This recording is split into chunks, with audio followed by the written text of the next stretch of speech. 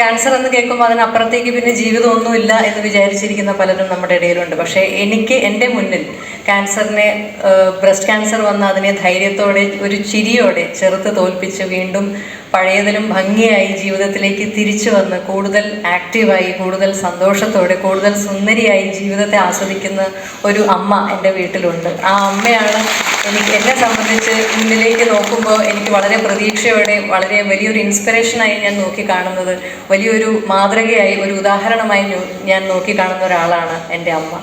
അപ്പോൾ ഈ അമ്മയുടെ കാര്യത്തിൽ കൃത്യമായ സമയത്ത് അത് കണ്ടുപിടിച്ച് കൃത്യമായ ചികിത്സ നൽകാൻ സാധിച്ചു എന്നുള്ളതാണ് അമ്മയ്ക്ക് ഈ രോഗത്തെ ചെറുത്ത് തോൽപ്പിക്കാൻ സഹായിച്ച വലിയൊരു ഘടകം. ക്യാൻസറിനെ സംബന്ധിച്ചുള്ള അങ്ങനെയുള്ള പല പ്രധാനപ്പെട്ട കാര്യങ്ങളുണ്ടെന്ന് എനിക്ക് തോന്നിയിട്ടുണ്ട്. ഒന്ന്, നമുക്ക് സമയത്ത് കണ്ടുപിടിക്കാൻ സാധിക്കുക എന്ന് പറയുന്നത്.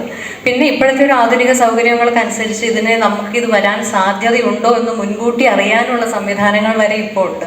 പിന്നെ ഇതിനെക്കുറിച്ചുള്ള ബോധവൽക്കരണം, ഇതിനെ വരാതിരിക്കാനായിട്ട് നമ്മളെ കൊണ്ട് ചെയ്യാൻ കഴിയുന്ന ജീവിതശൈലിയിൽ വരുത്താവുന്ന നല്ല മാറ്റങ്ങൾ എന്തൊക്കെയാണ് എന്നൊക്കെയുള്ള അറിവും അതിനെക്കുറിച്ചുള്ള ബോധവൽക്കരണവും ഒക്കെ ഇതിൽ വളരെ പ്രധാനപ്പെട്ടതാണ്.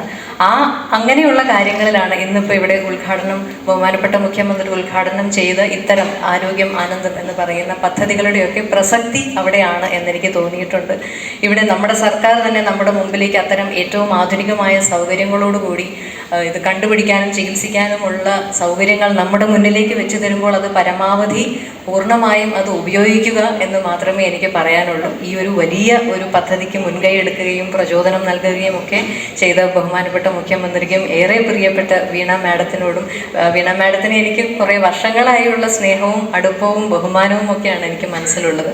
അപ്പോൾ ഇവർക്കും ഒപ്പം നിൽക്കുന്ന വലിയ ഈ ആരോഗ്യവകുപ്പ് എന്ന് പറയുന്ന വലിയൊരു കുടുംബത്തിനും ഏറ്റവും മനസ്സ് നിറഞ്ഞ, ഏറ്റവും വിനയപൂർവമായ നന്ദിയും ആശംസകളും അഭിനന്ദനങ്ങളും അറിയിക്കാൻ ഞാൻ ആഗ്രഹിക്കുകയാണ്. ഇതിൻ്റെ ഗുഡ്വിൽ അംബാസഡറായി തിരഞ്ഞെടുക്കപ്പെട്ടതിൽ എനിക്ക് അങ്ങേയറ്റം അഭിമാനവും സന്തോഷവുമുണ്ട്. എൻ്റെ പരിപൂർണമായ ആത്മാർത്ഥമായ സേവനം ഈ ഒരു കോസിന് വേണ്ടി ഞാൻ 100% ആത്മാർത്ഥതയോടെ പ്രോമിസ് ചെയ്യുകയാണ്. നിങ്ങൾക്കെല്ലാവർക്കും ആരോഗ്യവും മനസ്സമാധാനവുമുള്ള ജീവിതം ഉണ്ടാവട്ടെ. എല്ലാവർക്കും ഒരുപാട് സ്നേഹം.